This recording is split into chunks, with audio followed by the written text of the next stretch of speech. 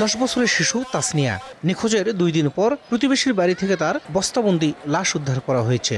দোষীদের দ্রুত গ্রেফতারের দাবিতে মানববন্ধন করেছে এলাকাবাসী। আমাদের স্কুলের তাসনিয়া নামের একটা মেয়েকে নৃশংসভাবে হত্যা করা হয়েছে, আর আমরা সঠিক বিচার চাই। নৃশংসভাবে হত্যা করা হয়েছে, এর বিচার দাবিতে আমরা ফাঁসি চাই।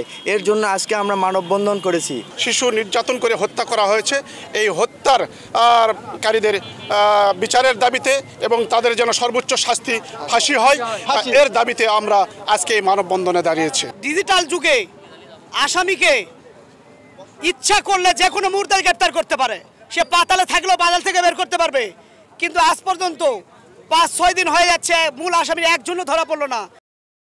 গত 17 সেপ্টেম্বর নিখোঁজ হয় তৃতীয় শ্রেণীতে পড়ুয়া তাসনিয়া। অনেক খোঁজাখুঁজির পরও তাকে না পাওয়া গেলে পরদিন তার বাবা থানায় একটি সাধারণ ডায়েরি করেন। 2 দিন পর অর্থাৎ 19 সেপ্টেম্বর সন্ধ্যায় একরামুল হক নামে ব্যক্তির বাড়িতে শিয়াল প্রবেশ করতে দেখে সন্দেহ করে এলাকাবাসী। পরে বাড়ির কাছে গেলে দুর্গন্ধ টের পায় এবং অনুসন্ধান চালিয়ে গোয়াল ঘরে থাকা বস্তাবন্দি তাসনিয়ার লাশ উদ্ধার করে। এ সময় বিক্ষুব্ধ গ্রামবাসী একরামুলের বাড়িতে ভাঙচুর চালায় এবং তার স্ত্রী হাবিবা ও গৃহকর্মীকে আটক করে। পরে পুলিশ ও সেনা সদস্যরা তাদের উদ্ধার করে থানা হেফাজতে নিয়ে যায়। স্থানীয়দের অভিযোগ, শিশু তাসনিয়াকে অপহরণের পর শারীরিক নির্যাতন করে হত্যা করা হয়েছে। খোঁজাখুঁজি করার পর এই আসামি পক্ষের বাড়িতে এই গোয়াল ঘরে পাওয়া গিয়েছে এই গন্ধ ছড়ানোর ইয়েকে। তারপরে পরিত্যক্ত এই জায়গা গ্রামবাসীরা যে এই মেয়েটিকে উদ্ধার করে এবং এখানে এই নৃশংস হত্যাকাণ্ডের সাথে জড়িত যারা তারা পালিয়ে যায়। 2টি আসামিকে আমরা নিজে হাতে ধরে আইন শৃঙ্খলা বাহিনীর হাতে হস্তান্তর করেছি, কিন্তু এখন আমাদের দুঃখ আর পরিতাপের বিষয় যে এখন পর্যন্ত মূল যারা হত্যা আসামি এখন পর্যন্ত গ্রেফতার হয় নাই। তাসনিয়ার হত্যাকারী যে কয়জন আসামি জড়িত আছে কেন গ্রেফতার হচ্ছে না? আমরা অতি শীঘ্র এদেরকে গ্রেফতার চাই।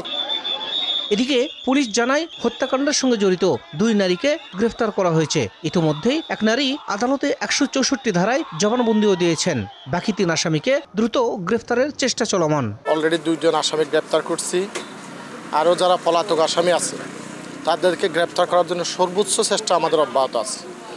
আর মামলাটির সুষ্ঠু তদন্তের স্বার্থে যা যা করণীয় আমাদের ঊর্ধ্বতন কর্তৃপক্ষ সহ আমরা থানা পর্যায়ে যারা অফিসাররা আছি সর্বোচ্চ চেষ্টা চলতেছে।